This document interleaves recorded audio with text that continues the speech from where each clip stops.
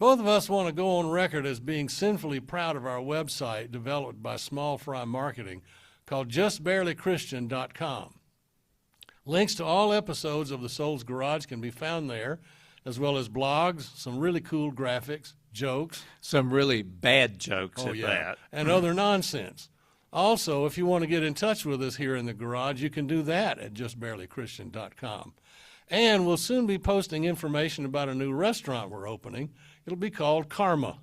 There won't be a menu because you get what you deserve. I'd prefer it to be the Karma Sutra. That's where I'd like to get what I believe I really deserve. Oh, you ain't right. Good grief. Let's just open the garage door. It's a place to work, a place to talk, maybe tell a story or two. It's a place to tinker with belief and ask what's good and true. There are things to keep and things to toss or see them differently.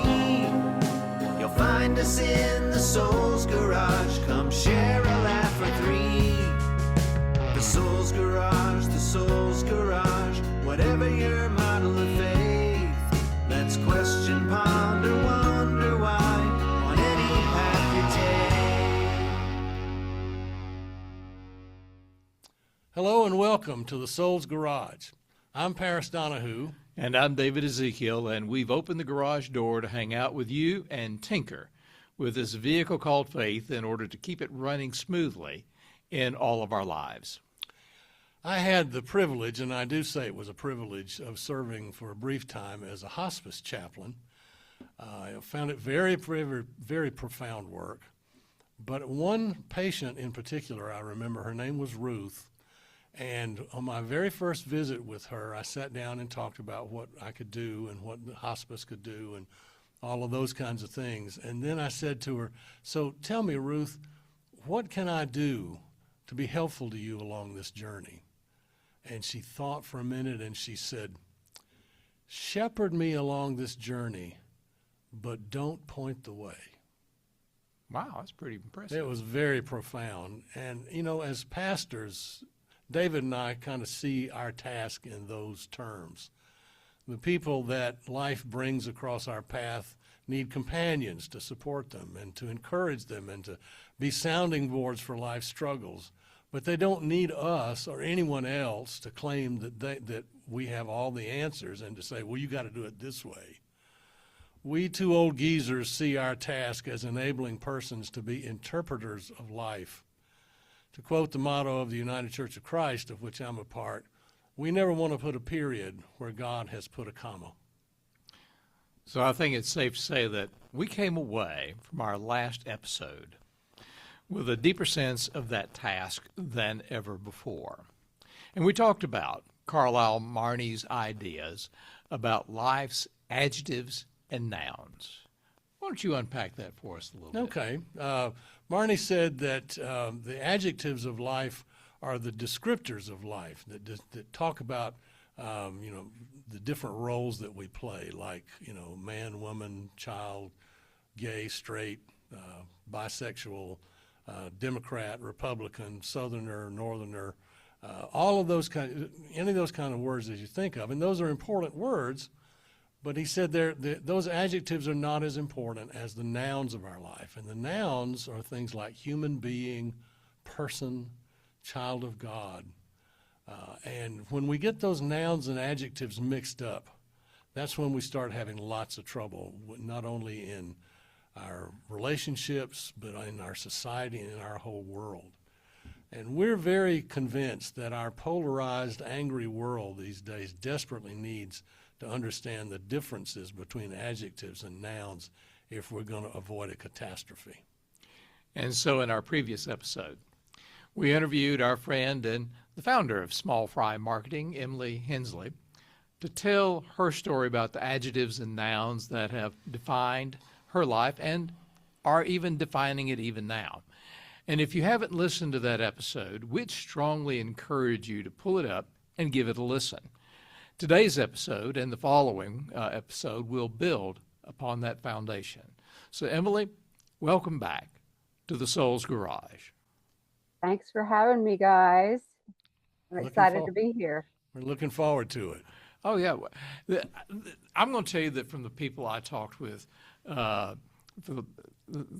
since the airing of the last episode, have were just blown away by your life's story, and more than one said that if that had been happened to me, I would have been just crushed. And don't know how I could have made it even to this point. And so we applaud that. And so, and just, unpacking that episode, we'd like to today is to go through the list of adjectives, if you will, that you told us last time that were applied to you and that you applied to yourself, and briefly talk about these things. Yeah, Sure. we want to know, what effect did that adjective have on your life and on your decisions, relationships, your spirituality, and all of that. We'd like to know, how did you let go of that adjective, or how did you reassess it? And then finally, what was helpful to you in the process and what was not helpful to you in the process. So if we can go that direction, then I think we'll just go ahead. Now, in the next episode, we'll talk about the nouns that replace those adjectives for you. But for now, let's take a dive into the adjectives. And I have to say, I want to say, to echo what David just said, I think you're incredibly brave for sharing your story like this, and it just makes you more and more impressed with you. But anyway, be that as it may. Thank you. Probably let's start with the most difficult of the adjectives that you talked about, and that is child abuse survivor. Yeah, that's a tough one. Yeah. What effect did that adjective have on you? Although you talked about that some in the last episode, Sure. but can you say more about how the effect it had on your relationships and decisions and that sort of thing? Sure. And I would say that particular adjective, child abuse survivor, affected all of those other adjectives that we're going to talk about. I feel like, that was literally the foundation that I grew up on. As we talked about in the last episode, I had two men in my life. They were a father and son, and they both started sexually abusing me around the age of 8 or 6. And so that kind of laid the foundation for my entire life, my decisions, my relationships, my spirituality, my sexuality. I had a really hard time coming to terms with some of that, and it bled into all of my thoughts. I was diagnosed with PTSD as an adult because of it. And so, looking at my relationships, I had a terrible relationship with men and trying to please them because that's what I was told I was supposed to do. I was nothing more than something to be pleased by. Mm-hmm. Mm-hmm. So how did you eventually let go of that? A lot of therapy, a lot of therapy,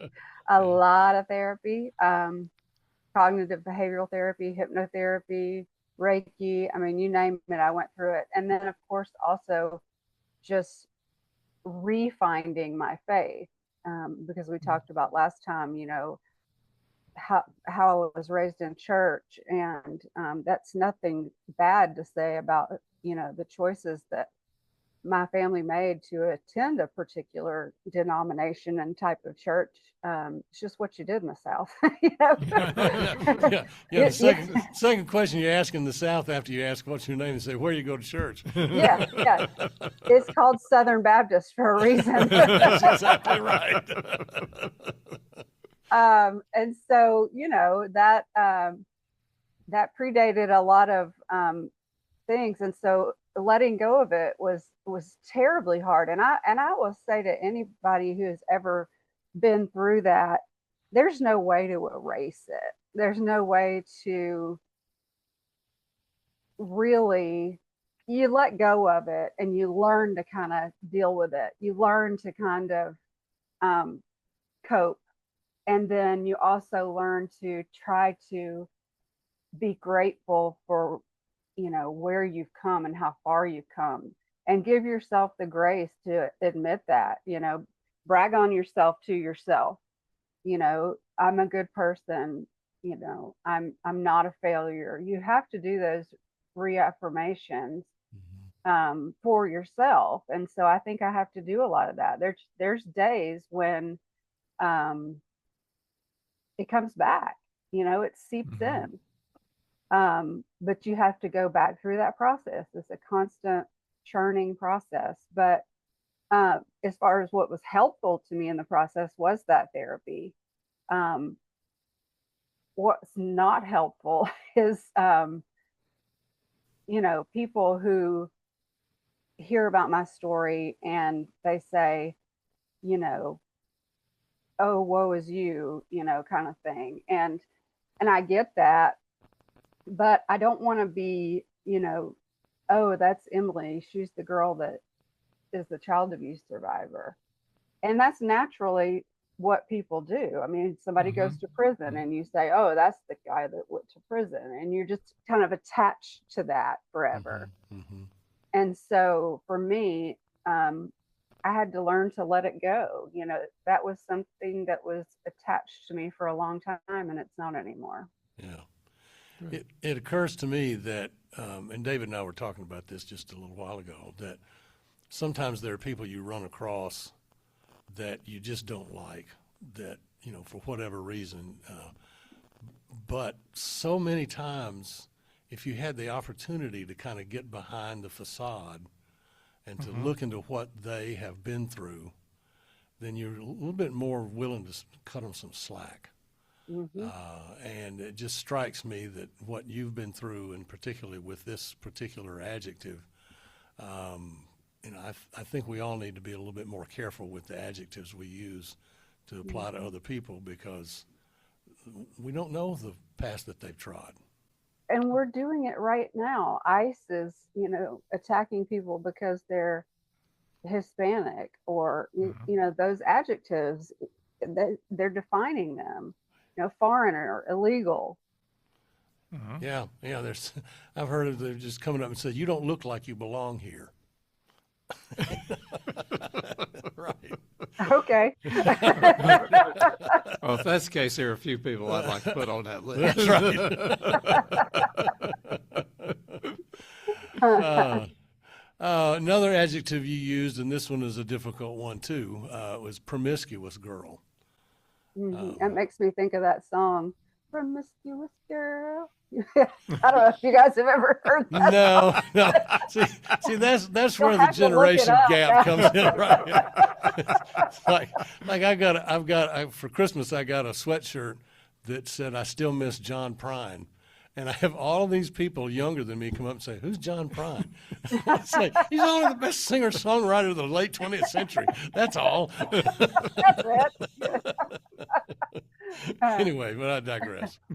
Yeah, so the promiscuity was a direct result of the first adjective we talked about. Sure.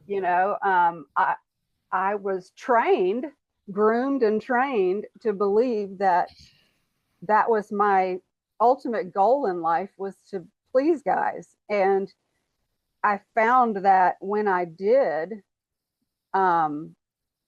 it gave me confidence. It made me feel good that I was wanted and needed, and I was pleasing someone. And so, it made me, even now, with how it affected my life and my decisions, I made I don't want to say stupid decisions, because I didn't really know any better. It wasn't, those decisions were based on what was ingrained in me. And so the relationships that I had were just very surface level. I never felt any deepness about any of the boys that I was chasing around. And so the way I was able to let that go was say, there's so many women that have been through this before. I think it's more common than we realize, or more common than we talk about. And so I think that it's important to just look at it for what it is and say, you know, I forgive myself. I forgive myself for being that way, and let that go. Believe it or not, that was one of the easier ones for me to let go, because I'm not that person anymore. It's easy to kind of disconnect from that. Mm-hmm. Now, I know my friends from school would probably still say, oh, she got around or whatever. And if that's how they want to define me, then that's on them. Yeah. Because I'm not that person anymore. Yeah. Isn't it amazing how if you'll let me wax philosophically here for a moment. Yeah. Wax and wane philosophically, will you? But it is but sometimes I was noting that sometimes it is the adjectives, the descriptors of which sometimes we paint our lives, or which other people paint our lives for us, turn into, shall we say, the values of what we think that we should be, or should evidence, or should become. And in all reality, that is an aspect really of superficiality, and can also lead to denigration and all like that, just because that they are adjectives and misplaced descriptors. That would be a great topic at some point down the road. Yeah, write that down. Well, going back to child abuse survivor, Yeah. the word survivor is important. Those first two words don't matter. It's the survivor. Oh, yeah. And that can become a noun. Yeah. And we'll get into that next week. Next But that becomes the noun. Yeah. And maybe maybe if there are adjectives, how can we transform them into nouns so that they become empowering words, and that they really describe deep down within who we are. And the was. Yeah. The was. The She past was. tense. She was promiscuous. She was, exposed to child abuse. That's not the now. That was the was. That was the was. Yeah, that's good. That's profound. Yeah. It also strikes me when you talk about forgiving yourself. I wonder, and maybe it just depends on the situation, but is it easier to forgive yourself, or is it easier to forgive somebody else? Wow. Yeah, we're getting I heated. think it's Yeah, we I are. think it's easier to forgive myself. Is it? Okay. Okay. Well, in this situation. In that situation, right. Yeah. Yeah, because I think that, with the boys that I was being, running around with and kissing all over and everything, it was, there's nothing to forgive them for. They're not to blame. I was just, bringing it on. So I think that I don't think that they're any, kind of bad in my head. Now the two men that were taking advantage of me, they're both dead now. And that was good for me. That was good for me when they were gone, when their evil was not in the world anymore. Right. Yeah. That's tough. Well, let's move on to the next adjective. You called yourself a professional divorcee. That's a big one. It is, yeah. I thought, you could also say serial divorcee. It's pretty much the same kind of an idea. Pretty much sums it up. Yeah. Oh, yeah. So, after you get a divorce, you're left with kind of this emptiness, and also going back to that failure thing. in my family just didn't get a divorce. And then, some people did, and multiple people have now too. Um, but it was, made me embarrassed. When I started dating again, it was like, oh, you've been divorced. Okay. So that affected the relationships, because people have an automatic idea that if you've been divorced, there's something wrong with you. They just do. And so I didn't let go of that adjective until I married my wife, because it was like a finality. It's the final show. There's nothing that can pull us apart. Nothing.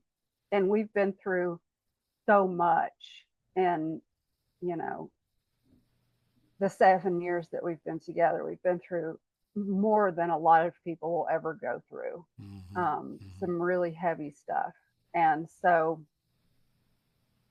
if people want to, blame me for that or call me that, I don't care. I stand proud now, because I found myself. I'm living authentically now. I've found my soulmate and my best friend. So that was just it. It literally, Paris and David, it literally disappeared when I married her. Wow. It's like, it's almost like this is my first marriage. It really is.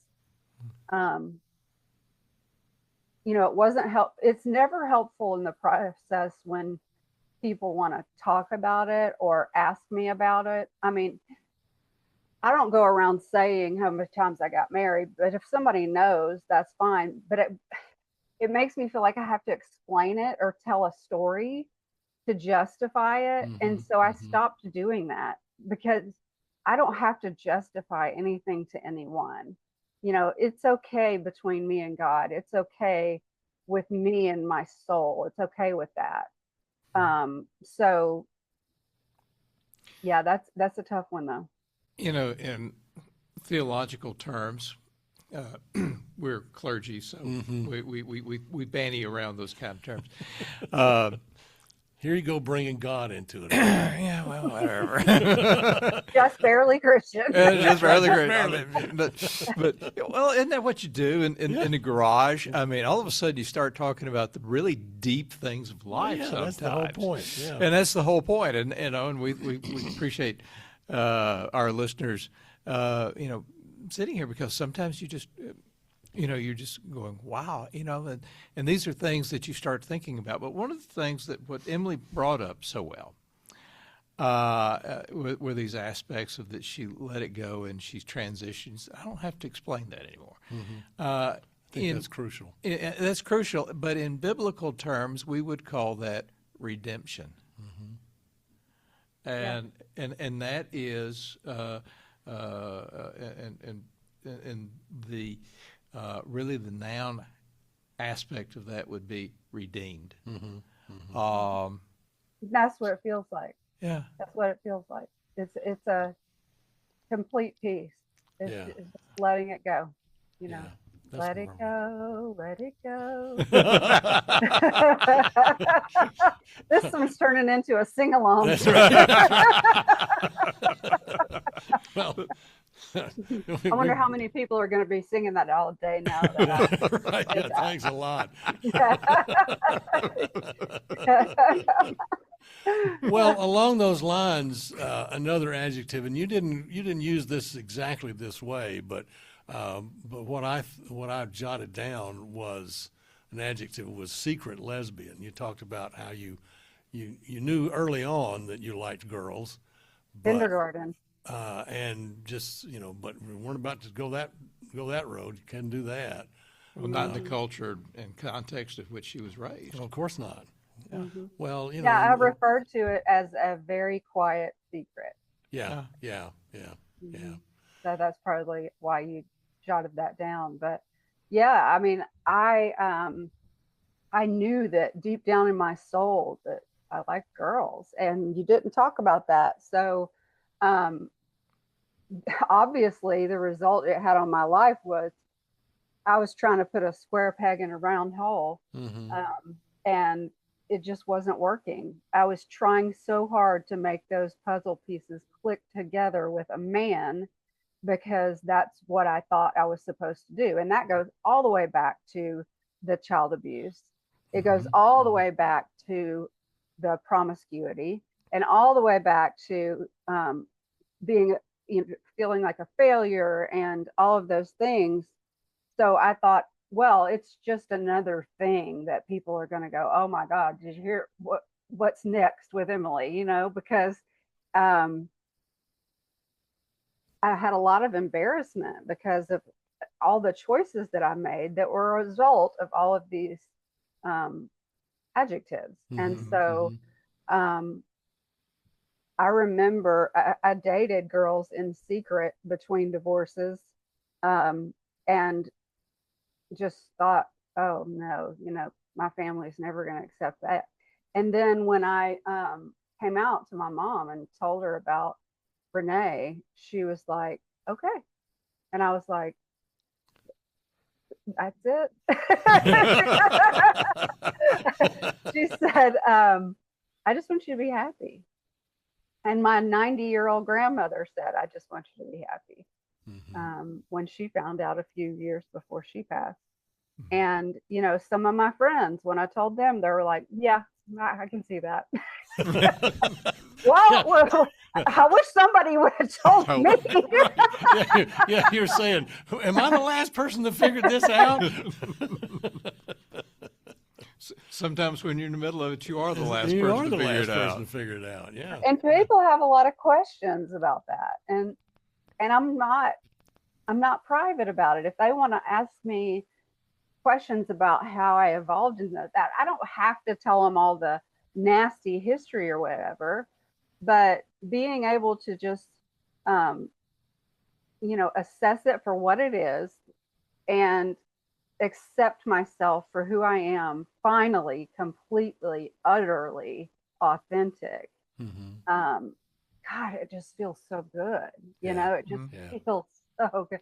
It's like this weight just came off of me, and now it was like, okay, now I can live now. I can live now. Yeah. Where before I was just existing.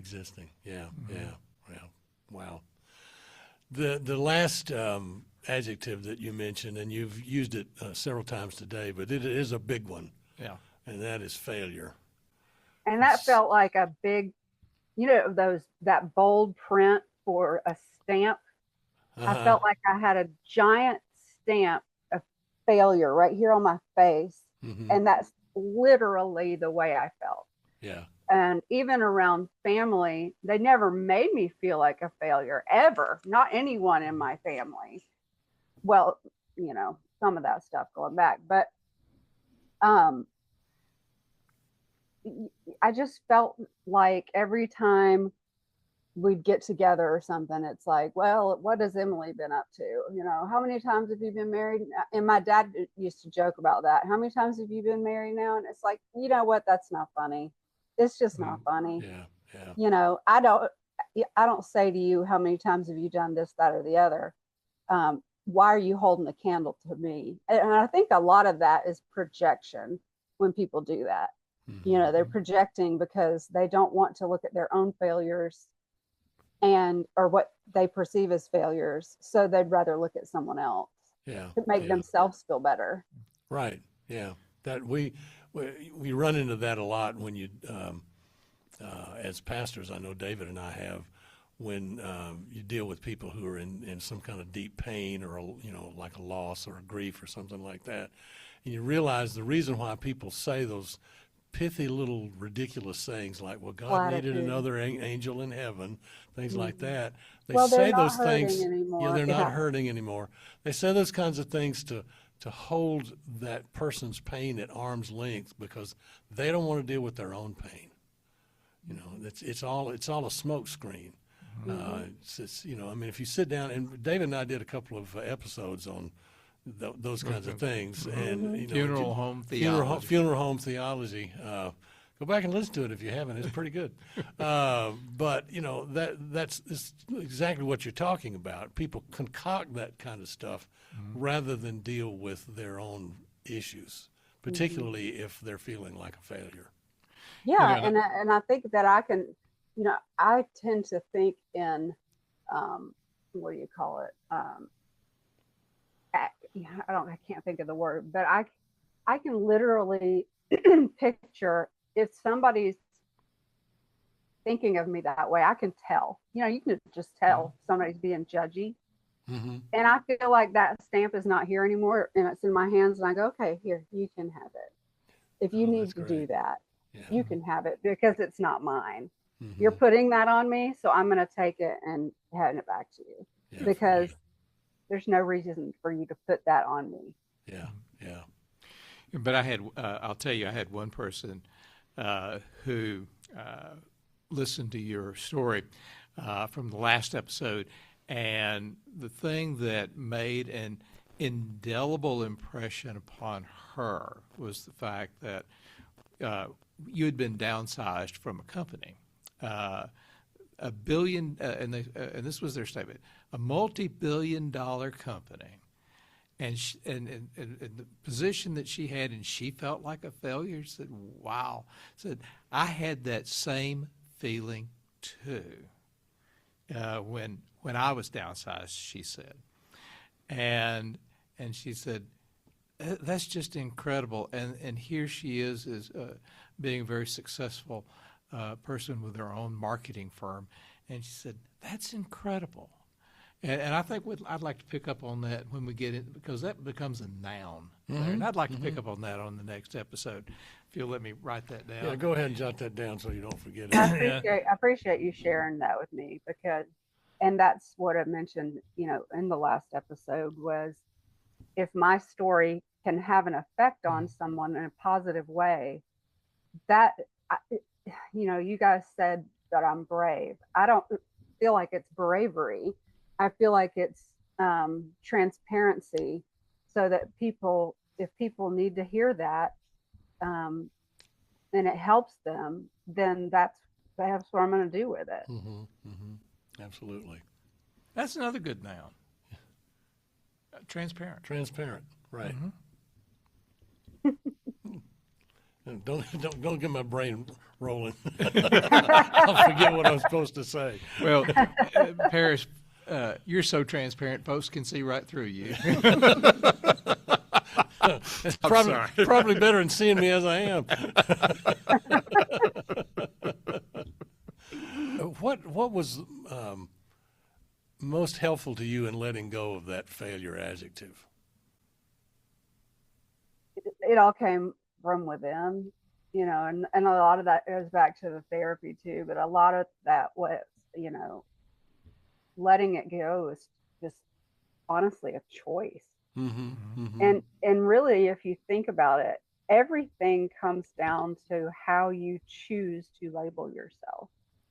If you can re-identify yourself and say, I am not a failure, if you can look at all those adjectives and confidently say, I am not those things, that's the most helpful, is the personal forgiveness. And, whether it's through journaling or meditation or prayer or whatever, find a way to literally disconnect from that energy, because it's just a nasty, bad energy. There's so much energy and the world is full of energy and we can tap into that.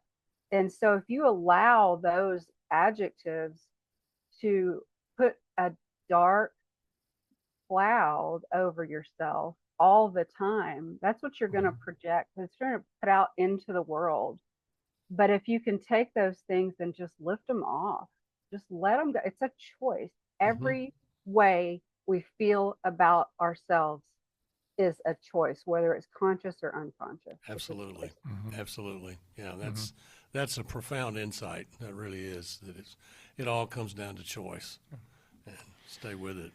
And given that we're living in an era where people like to make choices for us and and see us in different lights. You know, it's becoming increasingly easy to see one another as nothing more than just adjectives. And right. I like the nouns, which Emily is picking up, and I made a list here while we were talking, made some notes there, but and so I think that gives us an idea of how to point the way to positive change in ourselves, in our country, in our world, when we start choosing those, shifting from the adjectives that to choosing the nouns that says this is who I am. And I think I'd like to explore that in greater depth. I mean, we've already said we're going to do that, but yeah, we're going to do that.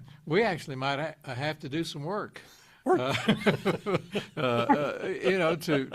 make sure that we really get to that point well. Yeah.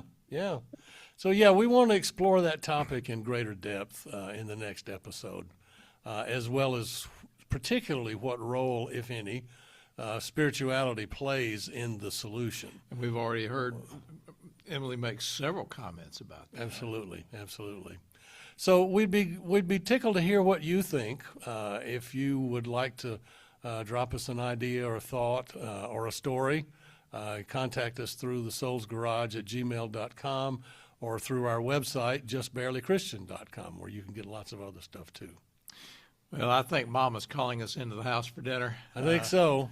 So I guess it's time to close the garage door and head inside.